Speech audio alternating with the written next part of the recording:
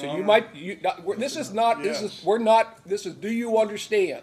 I said yes. Okay, that there's nothing else that's gonna come out of your mouth. Because I'm telling you right now, if I find out that you've had any contact with her, I am sending you to prison. Do you understand me? That's the only way that I'm gonna give her peace of mind.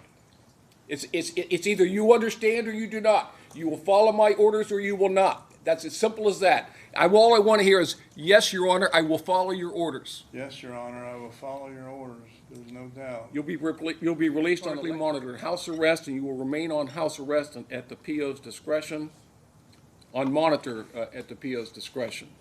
Now, you're also subject to a discretionary period of post-release control, which means that if you are sent to prison on this upon your release, the adult parole authority may supervise you for up to 2 years. If you violate that supervision, you can be returned to prison for up to 1/2 of this court's original sentence. If your violation is that you commit another felony, you can be returned to prison for 1 year or the period that you have left on PRC, whichever is longer. That time would run consecutive to any additional prison time that you get sentenced to. The court does find that you have the ability to pay the costs of prosecution. If you don't pay those, the court can order you to do community service of up to 40 hours per month until you're paid in full, or an appropriate arrangement is made for payment of those costs. You do have a right to appeal the court's decision of your sentence to the 12th District Court of Appeals. If you want to appeal, you must file your notice of appeal within 30 days of today's date. If you can't afford to pay for the transcript or anything necessary for your appeal, that can all be provided to you at no cost. If you cannot afford an attorney, I will appoint one for you at no cost. Ms. Tranter, is there anything else? No, sir, thank you. Mr. Perry. Judge, very briefly. Rodney's very literal. He's worried that there's going to be a divorce hearing and he's not going to be allowed to go because of the no contact order. I will explain to him it doesn't include court proceedings. As long as you're in this building with your attorney, that would not be a violation.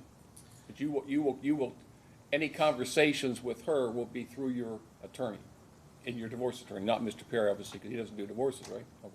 Correct. Second question. Second issue, again, he's having another flare-up on his foot and his toes.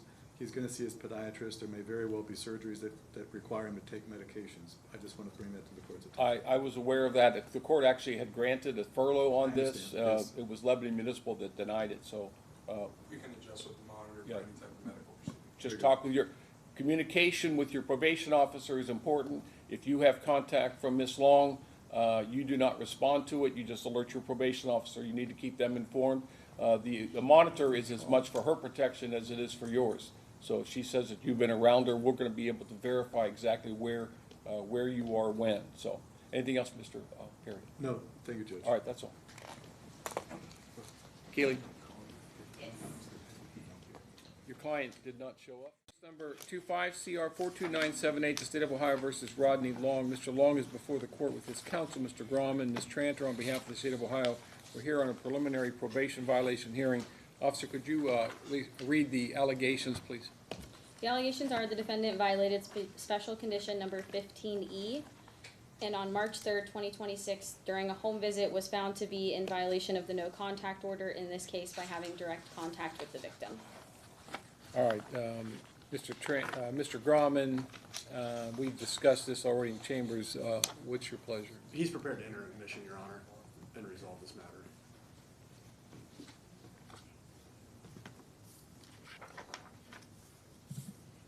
All right, Mr. Long, you understand you're entitled to have a hearing on this allegation? Correct. You wish to waive that hearing and admit to the violation? Correct. All right, the court's going to find that you have violated the terms of your community control. Mr. Long, I don't is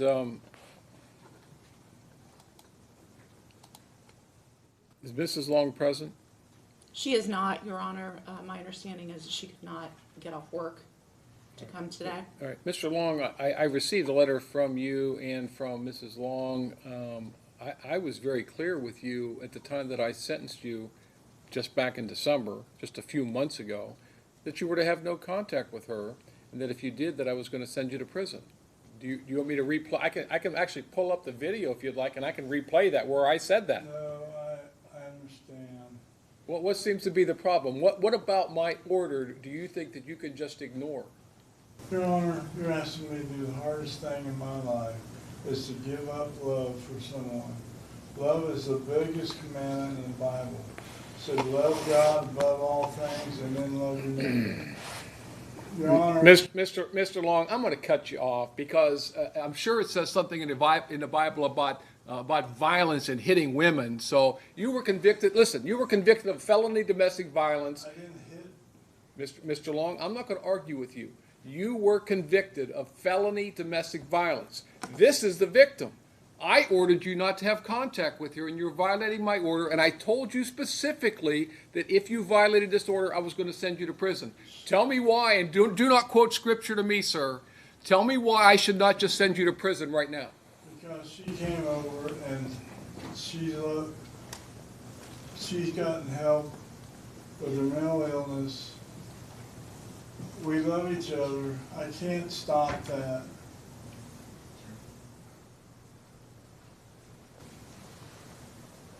I didn't know if that was anybody related to Barbara. I'm sorry? I didn't know if that was anybody related to I don't think so. the case. Mr. Grauman? Your Honor, I understand my client's position. I think ultimately he knows, he does know in our talks, he knows he cannot be doing this, and they just have to adjust and go about it the proper channels.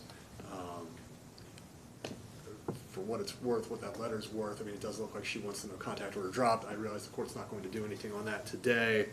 And I hope you realize, Mr. Grauman, I can't do anything based upon a letter. Totally There understand. has to be a record made. That person has to appear in person so that they understand, so I can make an assessment that they understand that there's not any types of threats or coercion being made for her to write a letter. I will never accept a letter to drop a no contact or protection order. It's not going to happen. I totally understand. I'm not asking for that, Your Honor. I guess my point being, she seems supportive of him. There was no allegations of violence in this current violation of the no contact order.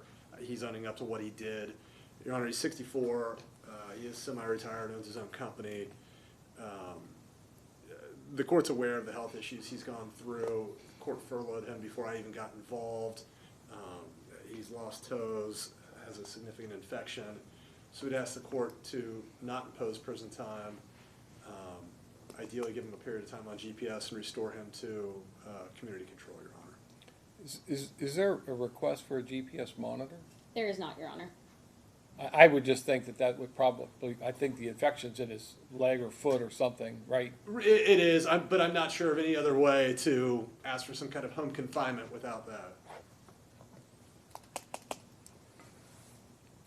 Mr. Long, if you and your ex-wife, wife, want to get back together, that's between the two of you, but there's a proper way to do that. And certainly simply by ignoring my orders is not the way to do that. What's the proper So- way? I'll talk to you about that. Okay. So either you follow my orders or you don't, and I know you have some medical issues. The court has been responsive to the request for your medical treatment. But I will tell you that you get excellent medical treatment when in prison. So if that's where you want this to go, just keep violating my orders. So this time I will continue you on community control. You've served 43 days so far on this offense, or on this case so far. I am going to continue the no contact order, Mr. Long. I cannot remove it unless she appears personally in my courtroom on the record, and I can question her about whether this is what she wants to do. A letter from her is insufficient. So again, I'm going to do this. So you are ordered to complete the batterer's intervention program and all the previous orders of the court, which included the thinking for a change course. Now, this is your last chance, and again, you're not going to come in here the next time and tell me I'm in love. It doesn't work, sir. If you want to do that, talk to your attorney. You're paying good money for Mr. Grauman, who does an excellent job for you. He's literally kept you from going to prison today. So if you want to, there's a way to do it, a legal way to do it. So do it that way rather than just ignoring me. Are we clear on that? Yes, Honor. All right, that's all.